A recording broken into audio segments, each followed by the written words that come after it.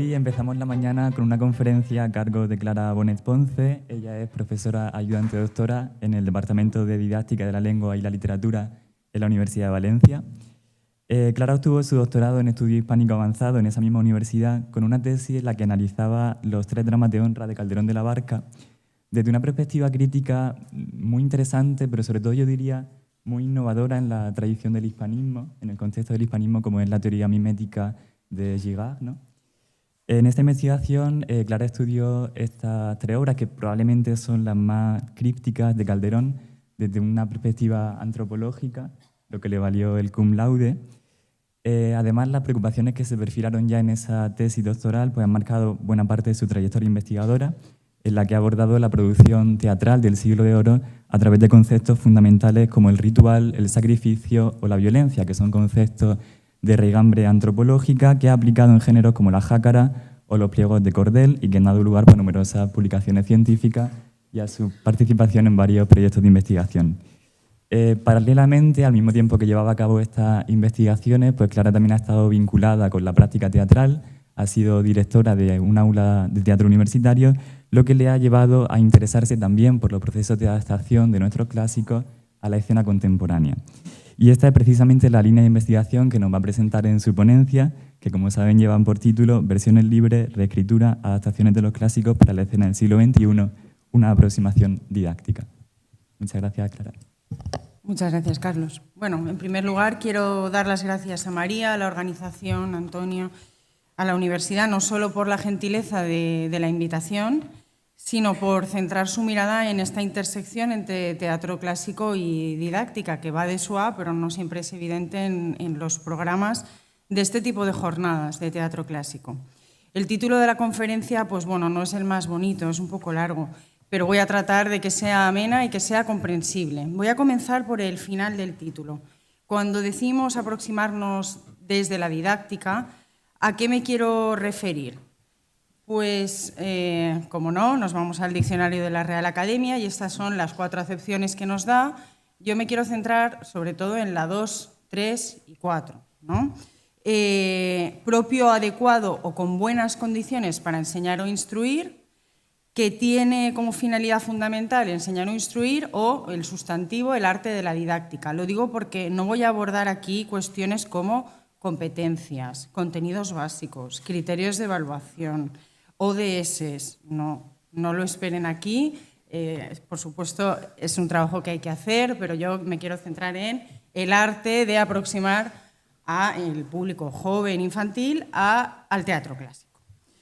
Bien, mientras lo didáctico puede ser adecuado para instruir, hay también otros productos o actividades que tienen eso como finalidad. Y no siempre es fácil desgajar un tipo de iniciativa de otra, pues que se supone que prodecet delectare van de la mano, y esa es la potencialidad conjunta. Sin embargo, vemos que el modo en que nos acercamos o se acerca la escena a lo clásico va a influir mucho en su capacidad didáctica. Y esto es un poco la premisa, es decir, voy a abordar distintas producciones, maneras de escenificar el teatro clásico y ver qué tipo de resultados o qué tipo de aproximación didáctica se desprende de cada uno de ellos. Creo que mi punto de partida es más bien es la admiración, ¿no? La confianza sobre la potencialidad del teatro clásico en su dimensión didáctica. Decía San Álvaro Tato, al que todos los que trabajamos teatro clásico admiramos tantísimo, considero a los clásicos áureos los grandes maestros poéticos y dramáticos de nuestro idioma, con insalvable diferencia en cuanto a excelencia con respecto al resto de tradiciones de cualquier época o lugar en nuestra lengua. El grado de genialidad, de síntesis dramática, de fusión de géneros, de música viva, de potencia expresiva, de indagación humana que contienen las mejores piezas de nuestros clásicos, no ha sido alcanzado prácticamente por ninguna tradición occidental, descontando el teatro griego, Shakespeare y Molière, por supuesto. Entonces, este es nuestro marco, ¿no? Vamos a hablar de nuestra preciosa tradición clásica. Uno de los elementos esenciales cuando hablamos de didáctica es el vector de la edad, es decir, nos referimos a proyectos, compañías o espectáculos que se definen a sí mismos en función del público infantil, juvenil, familiar al que se dirigen. Esto es, a priori, un público más predispuesto al aprendizaje, por lo menos por su edad escolar en que se hallan, o porque están enmarcados dentro de una serie de actividades en el centro escolar. Sobre el sentido o la necesidad de enseñar a los clásicos, ya no voy a insistir, o voy a intentar no insistir, porque esto no es una catequesis, pero entiendo que ustedes son público emocionalmente cautivo, ¿no? Y que por eso están aquí, pero no está de más recordarlo. Si atendemos sobre todo a la casi total ausencia de referencias al teatro clásico en los currículos oficiales de las distintas comunidades autónomas, sea por desconocimiento, por nuestra historia política. La percepción de los clásicos todavía como herencia rancia y pesada no deja de ser un lugar común entre la gente, poca, que va todavía al teatro. Hay excepciones puntuales. Pensaba, por ejemplo, en el espectáculo de masas a pluma y espada que se representa en Puy de Fou, con un Lope danzón, pero en el que en realidad hay más bien poco teatro clásico y muchos caballos caracoleando en el agua. Bien, tampoco es este el lugar para incidir en el inmenso desarrollo de competencias que se deriva del estudio y la praxis del teatro clásico, pero este es un poco el marco de fondo sobre el que quiero hablar, tal vez después Alberto continúe por ahí, y así evitamos andar justificando la pertinencia cada vez de intentar acercar el clásico a los alumnos. En esta charla voy a detenerme en estos 4 puntos que ven aquí. En el primero he realizado varias entrevistas a compañías de muy distinto cariz que de un modo u otro abordan los clásicos para público infantil, juvenil, familiar. Veremos qué condicionantes señalan ellos como necesarios, qué obras clásicas mantienen en su repertorio y, sobre todo, con qué lenguajes artísticos, plásticos pretenden acercar al público más joven a sus piezas.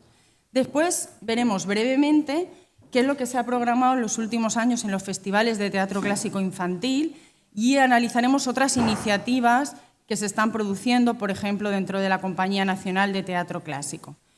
Y una vez ya, digamos, la parte más descriptiva, me centraré en otros tipos de reescrituras más libres o radicales, con K, si se quiere, que se están haciendo y que me parece que tienen una potencialidad a la que por lo menos debemos prestar cierta atención. Y en última instancia, y súper brevemente, me centraré en la intersección que se está produciendo en algunos lugares entre investigación filológica, investigación didáctica y práctica escénica. Es decir, hay quien habla de hacer una filología encarnada y creo que para los que hacemos didáctica, nos dedicamos a la enseñanza, es interesantísimo. Ostras, se ha cortado la palabra, eso me da una rabia. He entrevistado a 4 compañías de distintos puntos de España que ofrecen de algún modo teatro clásico en su repertorio, aunque normalmente no de forma exclusiva. Empezamos con la compañía granadina En la Luna, con 15 años de experiencia, se ha pasado algunas veces por este festival, me comentaron, de vocación escolar y familiar. Estas son, por ejemplo, algunas de las obras que tienen ahora mismo en el repertorio. Después hablaré un poco de Bambalina Teatre Practicable, de la ciudad de Valencia. Es una compañía de títeres y máscaras para todos los públicos. Funciona desde hace 40 años, han ganado premios Max, han girado también por todo el mundo.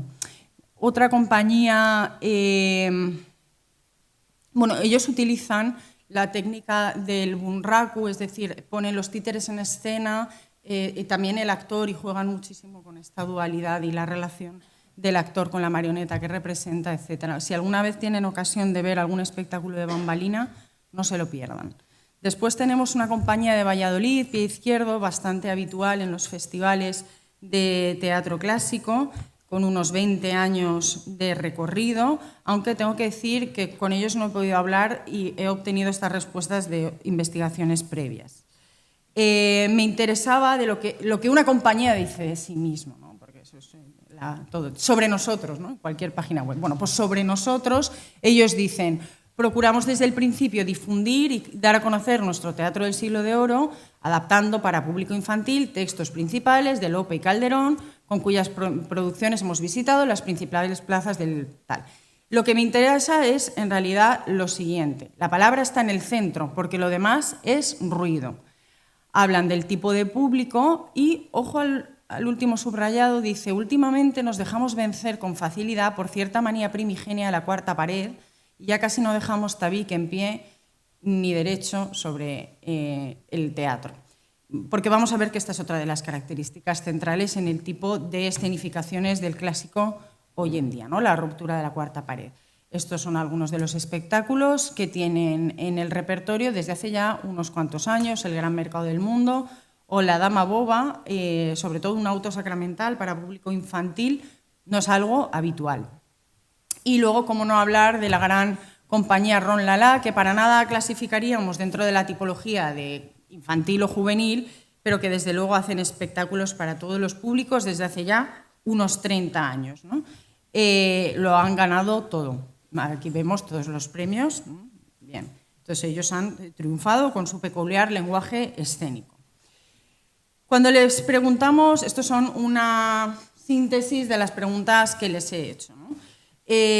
Por ejemplo, en la Luna Teatro me decían que ellos prefieren hablar de adaptación, porque intervienen sobre el texto clásico, entiéndame. Por ejemplo, ellos han montado Una Dama Boba, Castigo sin venganza. Hacen intervenciones mínimas sobre el texto, tratando, sí, de adoptarlo al contexto, pero que el original permanezca reconocible.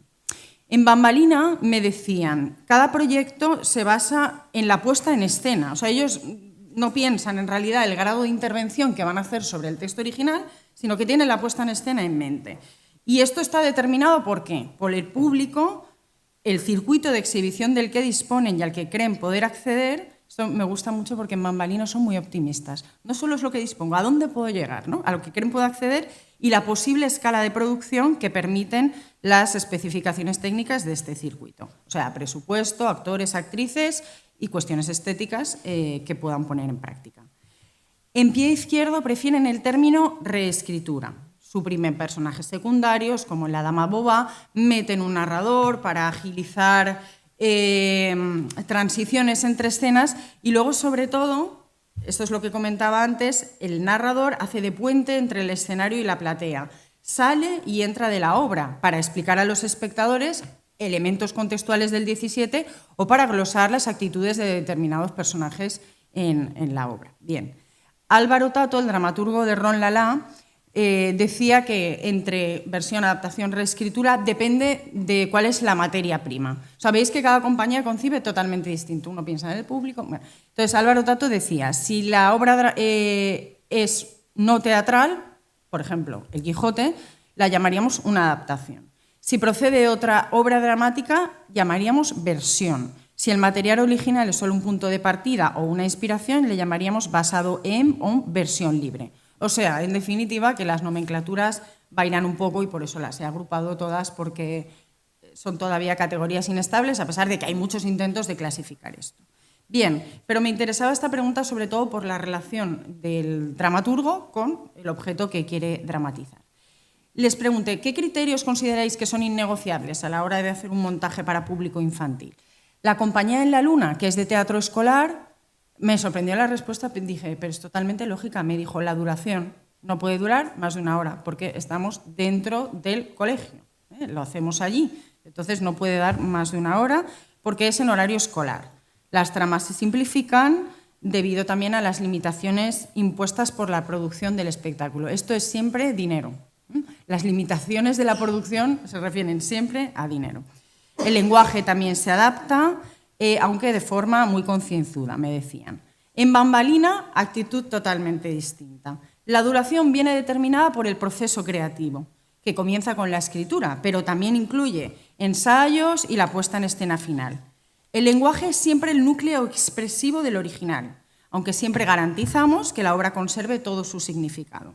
Podemos reescribir cualquier escena, cualquier diálogo, siempre que los cambios no traicionen el espíritu del autor o su intuición ideológica. Estos distinguen entre el público de 3 a 7, primera franja, 7 a 12, segundo, y luego ya llamarían público joven o adulto. Aunque dicen que incluso cuando escriben para público familiar siempre tienen en cuenta que los adultos van a acompañar a los niños y que por tanto conviene establecer guiños, ¿no? Como las películas de Pixar, algo así. Bien, En Ron Lala decían que los límites formales, no sé si conocen el trabajo de esta compañía, está más bien formado por la propia compañía, es decir, son 5 actores, músicos, música en directo, humor, verso. Este es el lenguaje escénico de Ron Lala y es un poco su fuerza y su debilidad, me decían. Esto es lo que el público espera de Ron Lala. Tiene el inconveniente de que resulta difícil reinventarse y la ventaja también de que conocemos nuestras habilidades. Por cierto, nunca veréis un ballet de Ron Lala, me dijeron. Bien. Preguntados por las obras que mantienen en el repertorio. Pues en La Luna tienen, a día de hoy, La Dama Boba y El Castigo sin venganza. La primera, con más de 40 representaciones. Me decía Laura, la directora, que funciona siempre mejor la comedia. Vale, siempre mucho más complicado escenificar tragedia. Antes montaron El perro del hortelano o Don Gil de las calzas verdes y tienen además obras de tipo teatro musical en inglés, y eso es en realidad lo que más les contratan, mucho más que el clásico. Me comentaba la directora un poco a su pesar. En Bambalina, fijaos qué respuesta más maravillosa, me dicen, a la hora de elegir un clásico para adaptar, entran en juego factores bastante inefables. Digo, me interesa, a ver. Es una especie de impulso interior suscitado por el efecto de un personaje, una obra, un autor, combinado con una puesta en escena utópica y una recepción idealizada por parte de un público que el futuro deparará. Yo me quedé leyendo esta frase y digo, voy a volverla a leer. O sea, la recepción idealizada por parte de un público que el futuro deparará. Es maravilloso. Empiezan a trabajar y dicen, vamos a hacer algo a partir de un impulso artístico. Digo, son artistas. Claro, yo esto no lo podría decir jamás. Bien, entonces tienen una confianza tremenda en el arte que ellos quieren proponer, así que el futuro les deparará un público para sea lo que ellos creen. Bien, estos han triunfado, por ejemplo, con una Celestina y con un Quijote con el que han hecho numerosos festivales de teatro clásico, han girado por todo el mundo con más de 400 bolos, aunque es cierto que no trabajan de forma específica barroco español. En Pie Izquierdo dicen que, bueno, pues como hemos leído antes, procuran dar a conocer los clásicos del Siglo de Oro, de Lope y Calderón, sobre todo han montado Una Dama Boba, Gran Mercado del Mundo o Entre Bobos anda el juego, de Rojas Zorrilla. Para Ron Lala, dicen, el teatro del Siglo de Oro es la gran fuente de referencia que alimenta todos nuestros espectáculos, incluso los que parecen más alejados. Y reivindican, muy reivindicativos, tenemos que recuperar la internacionalización de los grandes autores dramáticos, que Lope, Calderón y compañía vuelvan a representarse en los grandes escenarios del mundo, porque es un teatro genial, humano, vivo y acuciante. Es cierto que Ron Lala no monta piezas literales, no son tan reconocibles.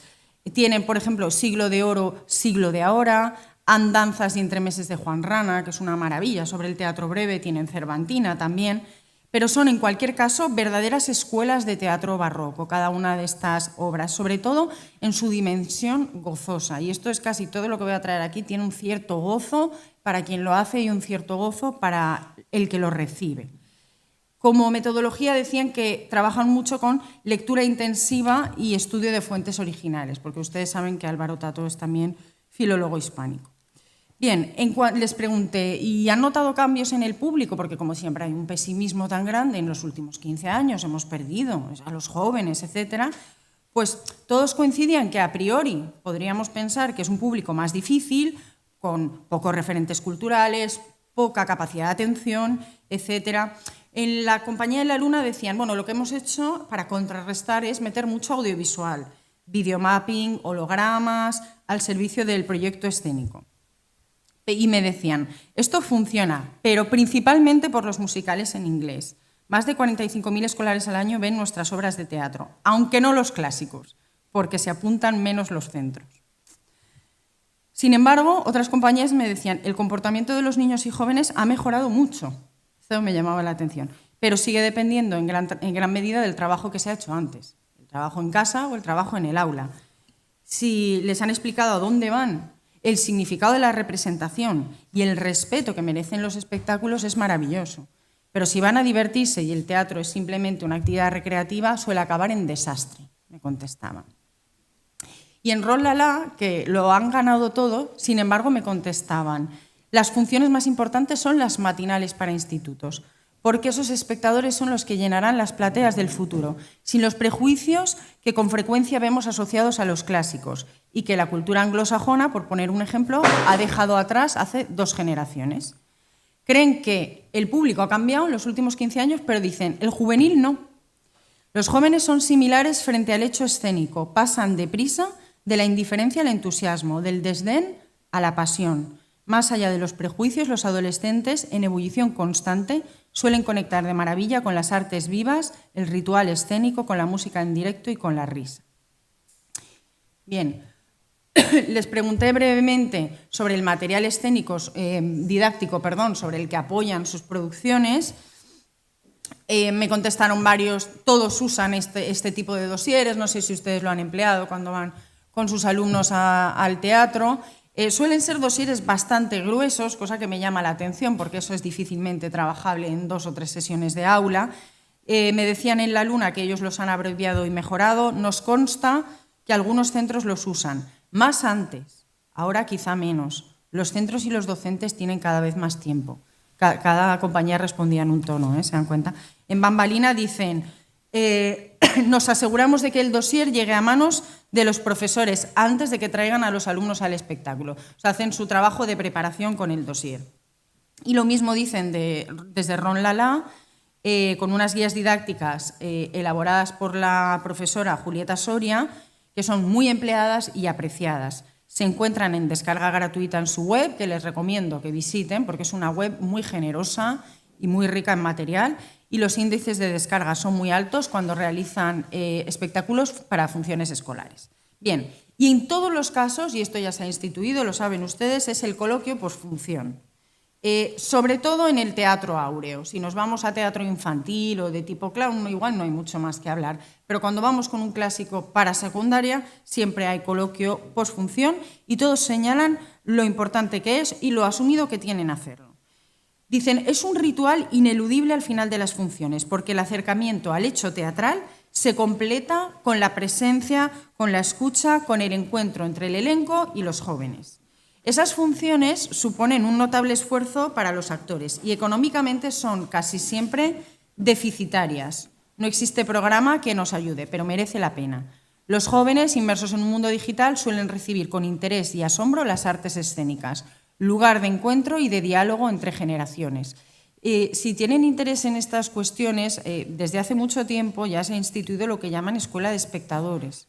Bueno, diría que desde los años 80, pero hay un señor en Buenos Aires que está haciendo una especial labor de difusión de lo que es enseñar a expectar, que se llama Jorge Dubati, y bueno, tiene una barbaridad de publicaciones y ha ido difundiendo escuelas de espectadores por el mundo para completar, digamos, lo que sucede en la escena.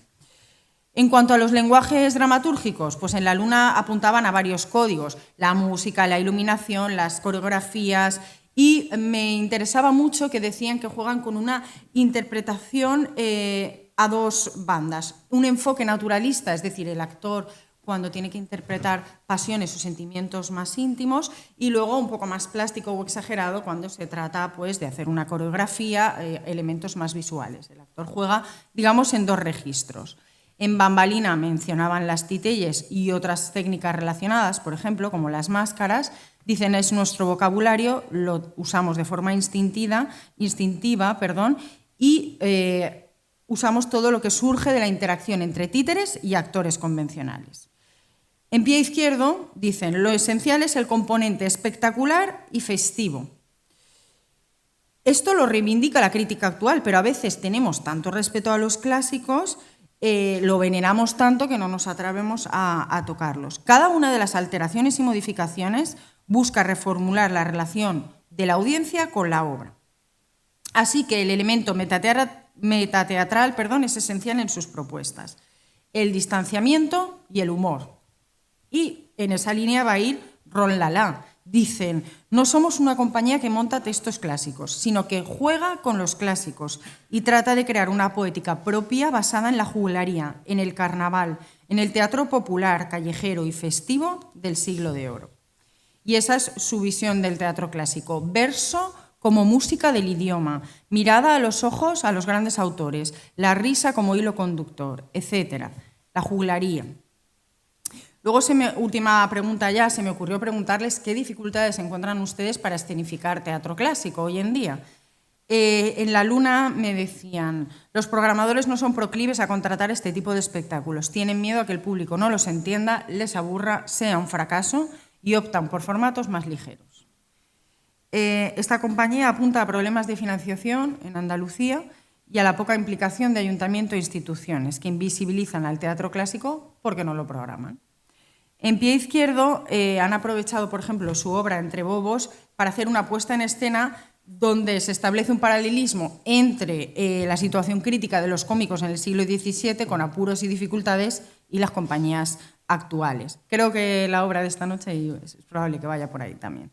Pero Ron Lala me contestó pues, con todo el optimismo. Dice, nuestra visión peculiar de la tradición clásica funciona de maravilla. Giras nacionales e internacionales, teatros llenos, enorme interés del público y de los programadores y de la prensa. Quizá porque nuestro lenguaje, por el empleo del humor, de la música, por el tipo de teatro que practicamos. No obstante, subrayan, falta voluntad política para que el tejido social y educativo aupe a nuestros clásicos al lugar que les corresponde, donde ya se ubican los grandes textos shakespearianos. Vemos que estamos siempre comparándonos con Shakespeare y vamos mal.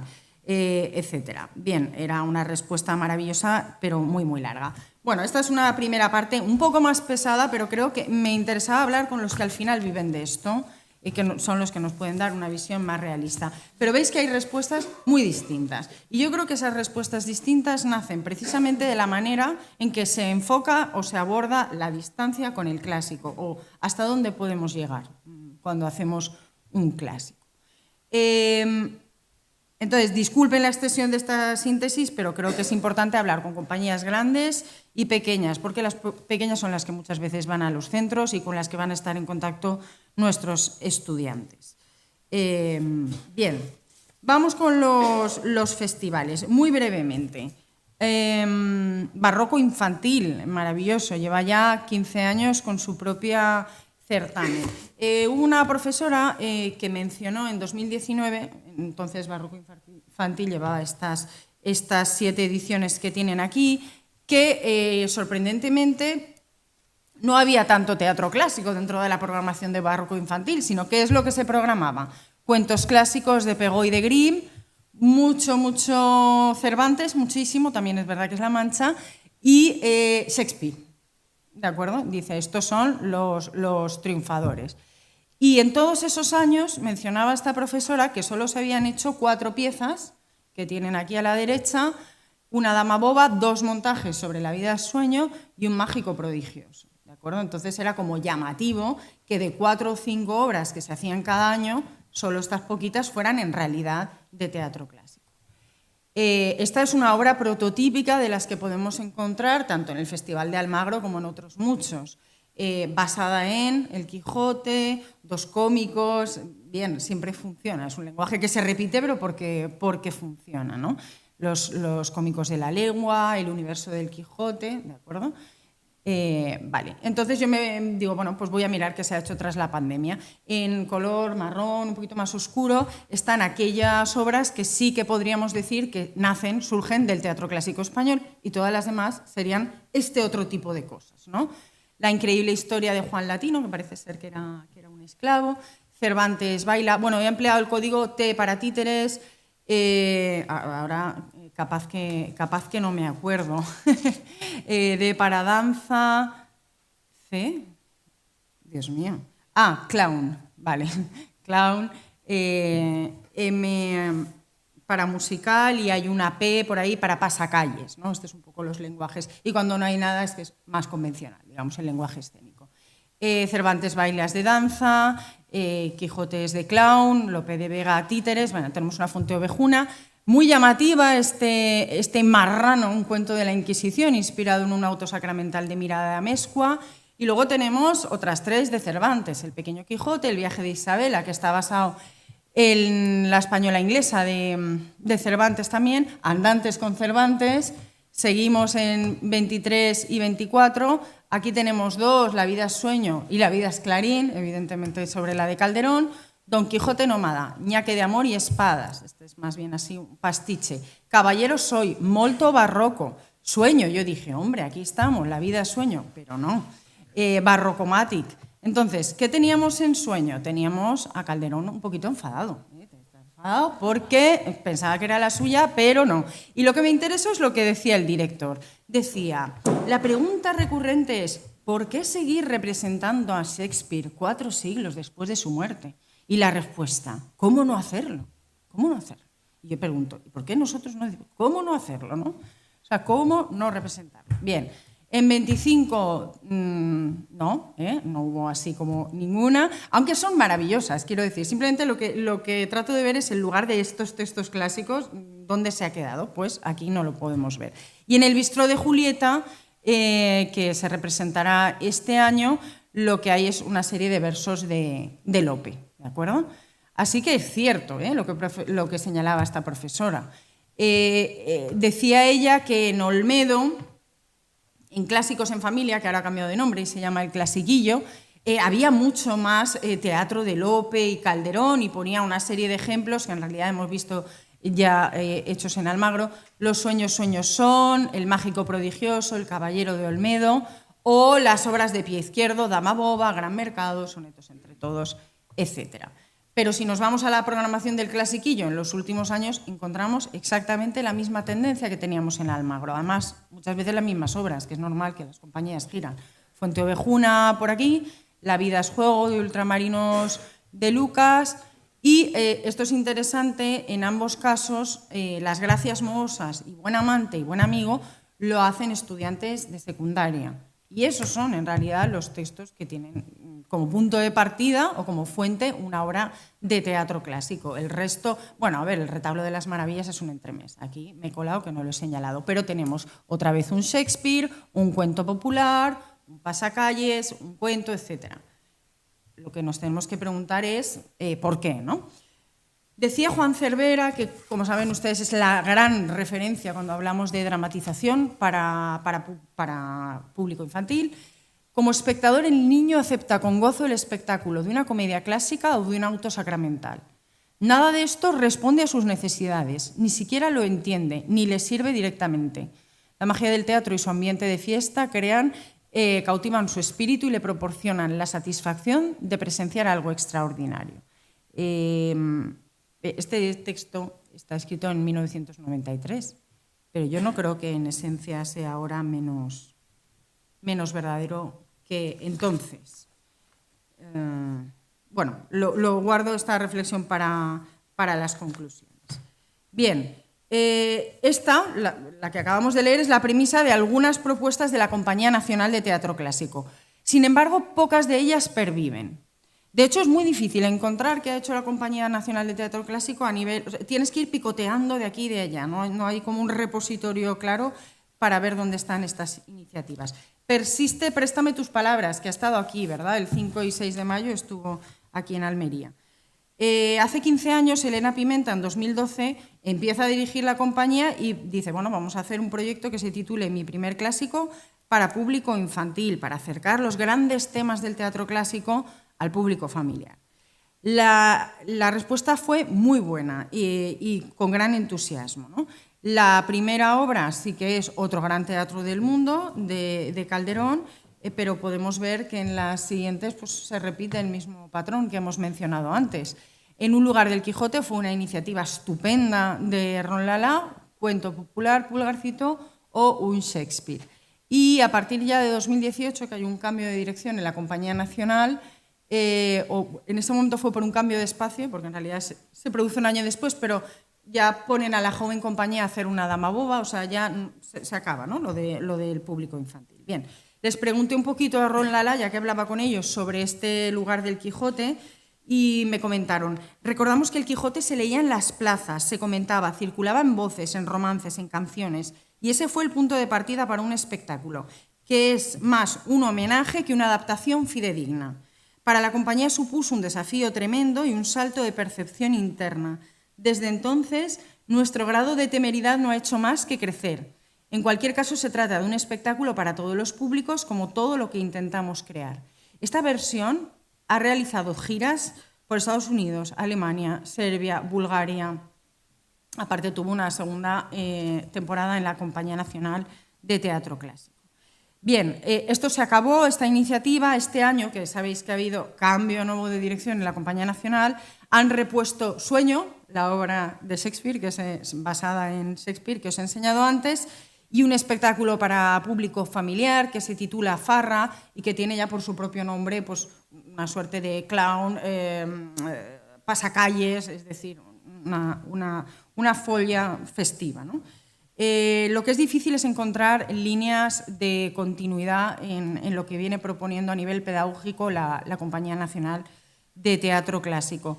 Me puse en contacto con ellos y me remitían al servicio de publicaciones. Yo no quería publicaciones, yo quería ver quién lleva, ¿no?, la línea de estas representaciones, quién decide a qué institutos, a qué provincias va la Compañía Nacional de Teatro Clásico, pero, bueno, pues seguiremos investigando. Bien, continúa la iniciativa Préstame tus palabras, 7ª edición. Yo creo que todo lo que tenga una cierta duración es algo que podemos celebrar, porque la joven compañía visita también no solo teatros, sino institutos, muy importante. Pero los proyectos escénicos han ido menguando en la compañía pública. De vez en cuando encontramos cositas aisladas, como un López sobre ruedas, para público familiar a partir de 5 años. Hay textos del autor, pero me llamaba la atención. Pero sobre todo descubrimos curiosidades que rodearon su vida. Y pensaba qué pegado sigue viviendo Lope a su biografía, ¿no? Qué apasionante nos sigue resultando todavía a todos. Decía después, unos años después, Flaubert, que un escritor tiene que ser sin biografía. Pero bueno, no fue el caso de Lope. Bien. Este otro proyecto de 2022 pues, es también una fusión de textos. Tenemos Eco y Narciso, Valor, Agravio y Mujer, de Ana Caro de Mayén, o Fuente Ovejuna. Pero me interesa cómo lo presenta, ¿no?, la Compañía Nacional de Teatro Clásico, y lo presenta por los temas que se abordan.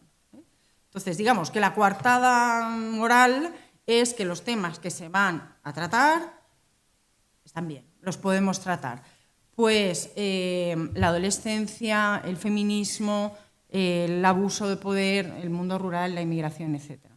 Que no digo que no estén, que por supuesto que están, pero me interesa que en textos tan breves sea allí donde se ponga el acento en la pertinencia de trabajar los clásicos. Y entonces ya vamos a la parte que más me gusta, que es un camino creo que muy interesante, pero ya para alumnos de secundaria. Aunque algunas de las propuestas que más te están triunfando en teatro infantil tienen este punto, es decir, optan por la reescritura radical, gozosa y sin complejo. En este sentido, la propia Compañía Nacional hace años que empezó, bueno, en 2021, una iniciativa que tal vez conozcan que se llama Diálogos Contemporáneos.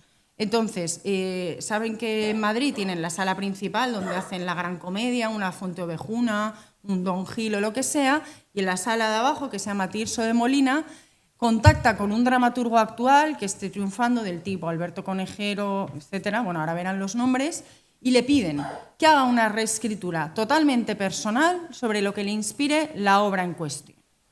Y esas obras, esas segundas obras, están girando casi, diría, al mismo nivel que las producciones principales, porque además son más baratas. Es decir, suelen tener menos actores, depende, algunas tienen una producción más espectacular y otras no, pero se están moviendo casi al nivel de las otras obras y son muy interesantes. No necesariamente tienen por qué acompañar la una a la otra. Bueno, estos son algunos de los títulos. Vemos por los años que es marca Lluís Omar, estos son los años. Entonces, sobre El Príncipe Constante encontrábamos una reescritura de Conejero. Sobre Lo fingido verdadero, Josep María Miró, etcétera, ¿vale? Entonces, en marrón está la obra Siglo de Oro y en negro la reescritura. Todos ellos, pues, dramaturgos de bastante primer nivel Y para este curso me ha costado un poco más encontrarlo dentro del programa de la compañía porque ya no le llaman diálogos contemporáneos. Esto es otra cuestión, que a veces es difícil ubicarse dentro de lo que están ofreciendo. Pero estoy segura de que la Laurencia de Alberto Conejero estará estupenda, porque él es un gran dramaturgo, pero no lo puedo decir. Lo que sí que puedo hablar es de La fortaleza, de Lucía Carballal. Yo no sé si tienen la pista seguida a esta mujer. Yo no la había visto nunca antes, pero vi tanto El castillo de Lindabridis como La fortaleza, que es la obra respuesta. Bueno, toda esta barbaridad de texto me avergüenzo de haberlo puesto. No lo leáis, o sea, aunque queráis no lo leáis, porque no, eso es horroroso. Bien, entonces, ¿de qué trata? Pues El castillo de Lindabridis es una obra rarísima de Calderón, muy rara, y la versión que propuso la compañía era todavía más rara. Entonces, eso es cómo me acerco yo a esta especie de revisión barroca de una cosa medieval. Bueno, no había por dónde hincarle el diente. Imaginaos a la pobre Lucía Carballal cuando le ponen el texto. Y entonces se puso a pensar qué me conecta a mí con este clásico. Y sabéis que Lindabridis, en un castillo volador, recorre el mundo para buscar a alguien con quien casarse, ¿no? Para poder heredar, porque el padre le ha dicho heredarás el reino, pero si te casas. Entonces, Lucía Carballal dice, bueno, me puse a pensar sobre todo aquello que recibimos de nuestros padres, tanto el patrimonio cultural que como sociedad heredamos de las generaciones que nos precedieron. ¿Qué hacer con este pasado? ¿Qué nos mueve a preservarlo? Quizá cada persona, cada época, se define por el lugar que le otorga a sus ruinas. Si el motor de la obra de Calderón es el afán de una princesa por heredar el reino paterno, La fortaleza aborda el anhelo de una hija por ocupar un lugar en la vida de su padre, que fue un arquitecto desaparecido al que conoció muy poco y al que solo puede acceder a través de sus edificios, que si no me equivoco están en Murcia, muchos de ellos, fue un gran arquitecto, este señor Carballal. La obra, La fortaleza, quiero decir, tiene muchos de los versos de Calderón, o sea, tiene algunos versos de El castillo de Lindabridis y a la vez tiene un análisis de cómo se está diciendo el verso. Y las tres actrices que conforman el elenco de La fortaleza son tres actrices de la Compañía Nacional de Teatro Clásico, Eva Rufo, Mamen Camacho y Natalia Huarte, y hacían un papel impresionante. Entonces, es ver a Calderón para nada, pero aparece Calderón y sobre todo aparece una vía de acceso a Calderón que sí, tal vez podemos entender. Había un momento muy bueno de la obra porque estaba monologando una actriz y decía, o sea, ¿cómo acercamos a Calderón al siglo XXI? Y después decía, ¿pero por qué tendría Calderón que acercarse a nosotros? O sea, ¿quiénes creemos que somos? ¿Tenemos que ir nosotros a él? O sea, ¿hacer el esfuerzo? No, hay que esforzarse un poco. O sea, ¿por qué Calderón? Calderón está muerto, ya no puede hacer nada. Tenemos que ir nosotros, pero es cierto que es una energía que fluye en ambas direcciones, porque claro que también hay que intentar traérselo un poco a nuestro terreno y hacer el esfuerzo de ir hacia él. Decía, ¿qué tiene que decirme a mí Calderón? Y dice, pero Calderón no se dirige a mí. Bueno, pues en fin, todas estas cuestiones que tienen que ver con la recepción.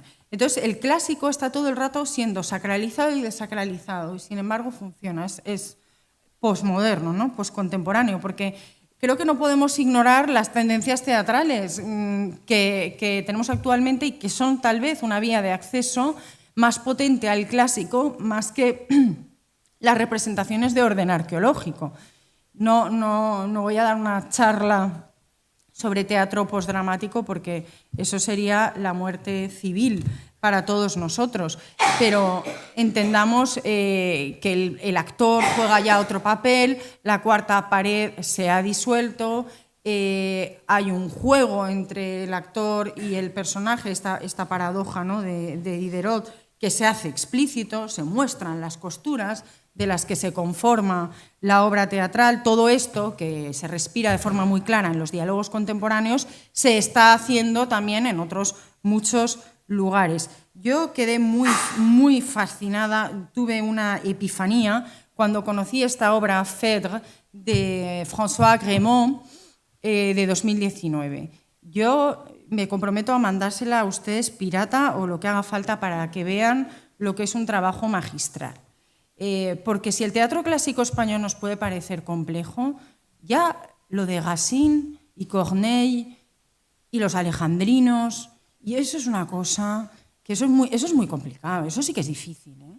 Bueno, pues esta obra es un señor que entra así como es este de aquí, como vestido como para una charla TED, y tiene un librito y tiene una mesa y no tiene nada más, ni siquiera tiene agua, el pobre.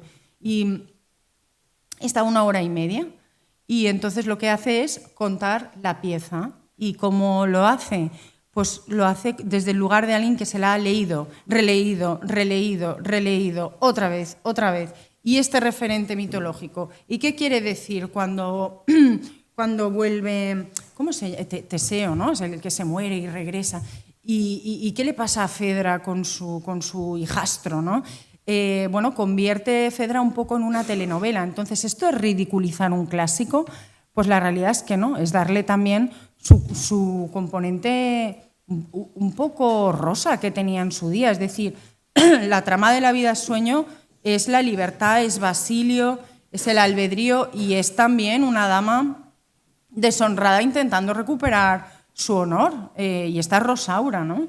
Y están Astolfo y Estrella, y están también estas tramas secundarias, en fin, bastante rosas también. Entonces, esta obra ganó una barbaridad de premios en Francia, porque aparte de que se podía llevar fácilmente a los públicos y que era muy fácil de mover, one man show, esto es lo que más nos vamos a encontrar, realmente te vuelve adicto, ¿no?, a esas historias de amor, de guerra, y empieza a decir alejandrinos, y repite un alejandrino, y analiza métricamente un alejandrino, y compara un alejandrino de Fedra con un alejandrino, por ejemplo, de una fábula de La Fontaine, y dice, este es el alejandrino más famoso de la historia del teatro español.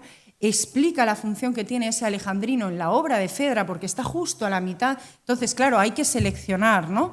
Pero hace una explicación también, por ejemplo, de las partes de las que se compone la tragedia griega. Es decir, hemos llegado a la catástrofe, este es el momento en que todo se precipita, o la anagnórisis, etcétera, ¿no? Entonces, hay una enorme teoría de lo que es teatro griego antiguo y de lo que es teatro clásico francés.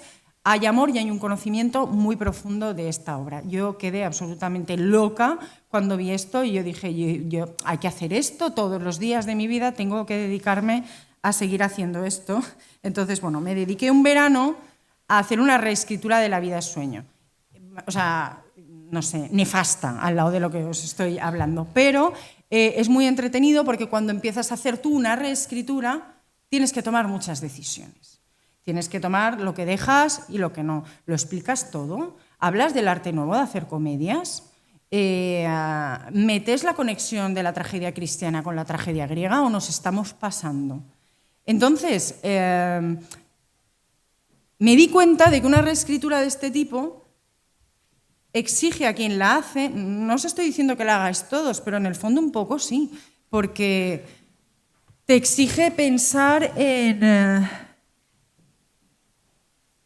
lo que consideras esencial. Lo esencial es el año en que nació Lope, hombre, no está mal saberlo. Pero ¿qué contaríamos si tuviéramos solo 1 hora? Porque esta restricción de tiempo es muy interesante. ¿Qué pensaríamos si tuviéramos solo 1 hora? Tienes solo 1 hora para hablar de teatro clásico. ¿En serio vas a hacer una línea cronológica? Y los Felipes y los Borbones. ¿Vas a poner un listado de todas las obras que se estaban estrenando? ¿O les vas a contar una sola obra, pero que sea la mejor? O sea, que se mueran. Pues dije, yo eso es lo que quiero hacer. Entonces lié a esta pobre persona que tenemos aquí, a José Zamit, que le hice la vida imposible durante unos meses, y tuve esta experiencia, quiero decir, puntual, pero muy gozosa, de llevar después la obra a centros de secundaria. No me voy a dedicar a eso, no gané ni 1 euro con esto, pero dije, ¿se puede hacer? Claro que podemos hacer esto también los docentes. Y lo que probé una vez es llevarla a clase y hacerla yo, porque como lo había escrito me lo aprendí. Entonces, a otra clase de literatura universal, pues entré y empecé a hacer un teatro toda la clase y estuvo muy bien. O sea, todo lo que nace del goce, del conocimiento profundo y del disfrute es recibido, como decían los de Ron Lala o los de Bambalina, con esa misma confianza, ¿no? Es decir, conozco y amo el producto del que voy a hablar y eso se va a notar.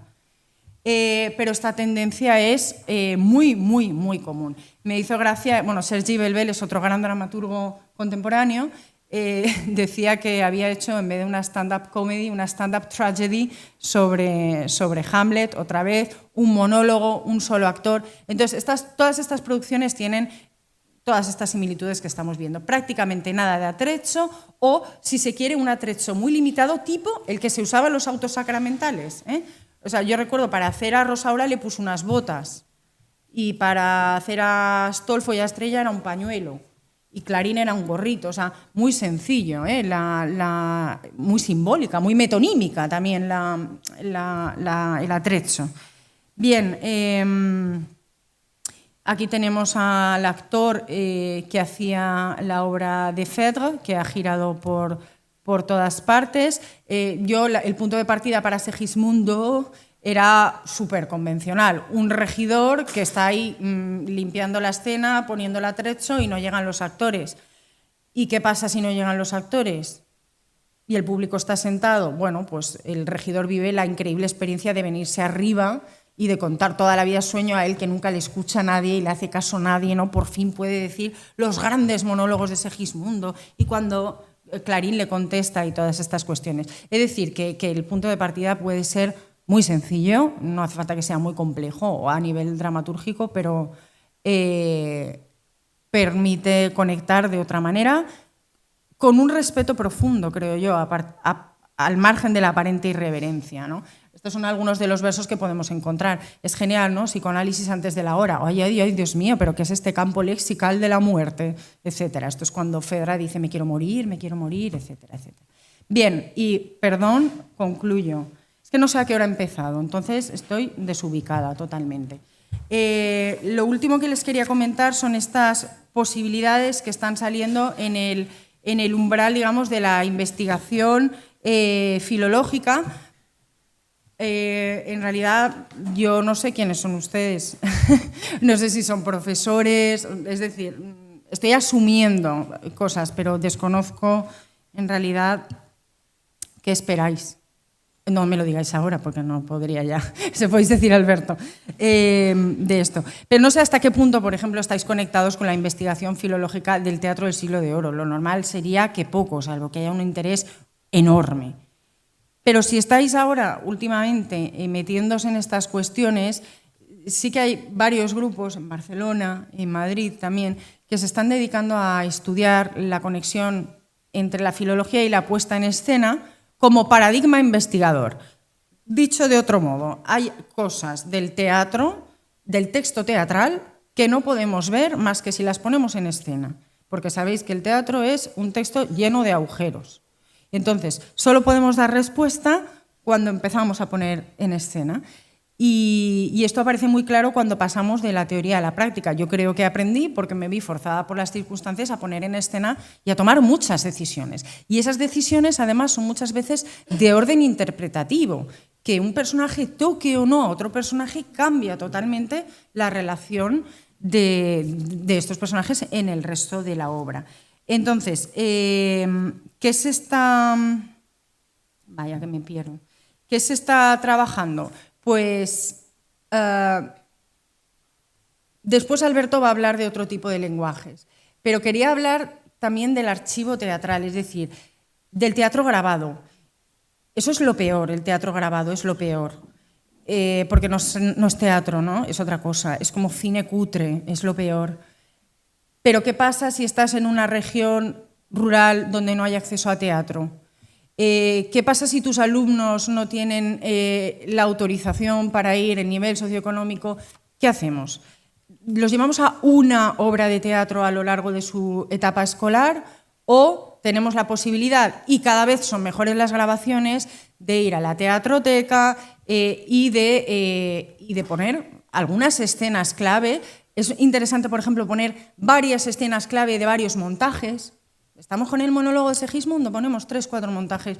Es decir, Cada vez funciona peor. Lo de te pongo la obra de teatro y el profesor se va de la clase porque no atienden a nada, pero unas pequeñas unidades, por ejemplo, para trabajar esto, o trabajar, como decía Nuria ayer, el final de la vida es sueño. Vamos a ver varios finales de la vida es sueño. ¿Qué decisiones han tomado los dramaturgos que la han puesto en escena? ¿Encarcelan al soldado rebelde o no lo encarcelan? Bien, este tipo de cuestiones, ¿no? Entonces, según cuál sea la pasión de cada uno de ustedes, pues pueden decir, bueno, a mí me interesa el drama de enredo, a mí me interesa la comedia histórica, lo que sea, el entremés, pero cada vez está mejor grabado. Y creo que es un recurso democratizador.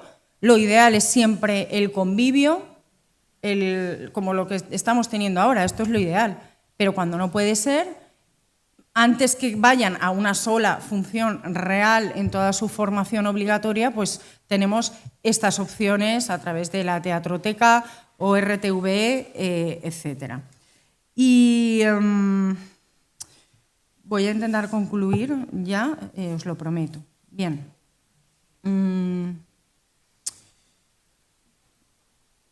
Vale, por ejemplo, estos... un proyecto que decía interesante también ver cómo la fecha de la grabación o de la producción afecta a lo que se estaba representando. No es lo mismo un Lope, un Calderón producidos y grabados en el franquismo que en los años 80 o en la actualidad. Bien, podemos trabajar a través de cuestiones como el proyecto Metadrama sobre versificación.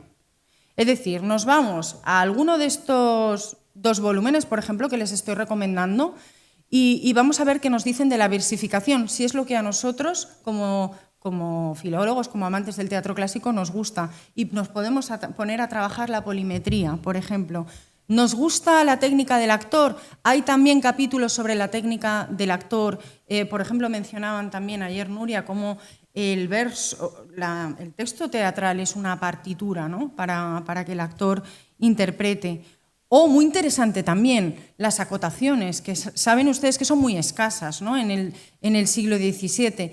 A veces son indirectas, pero ¿cómo podríamos imaginar un espacio escénico? Vamos a pensar en posibilidades para hacer una puesta en escena sobria o totalmente loca del castigo sin venganza.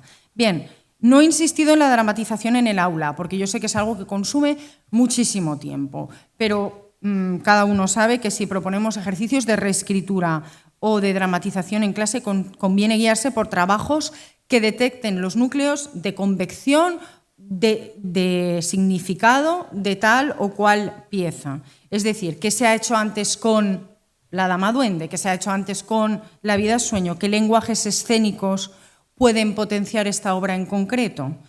También, les decía, nuestras pasiones nos pueden servir de brújula. ¿Qué se dice de esta pieza que nos encanta? ¿Dónde se está fijando la crítica, la atención?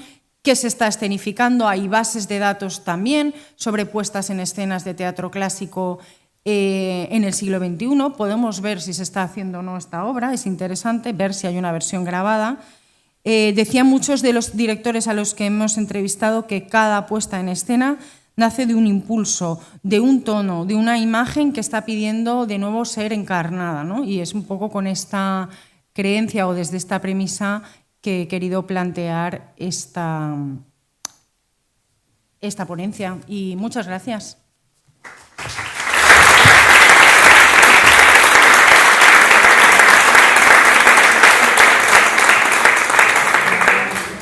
Pues muchas gracias, Clara, por este panorama tan detallado, tan agudo también, por aportar tu propia experiencia y todos estos recursos. Vamos regular de tiempo, ¿no? Pero hay ahora un par de preguntas si alguien quiere participar. O si no, le damos de nuevo un aplauso a Clara.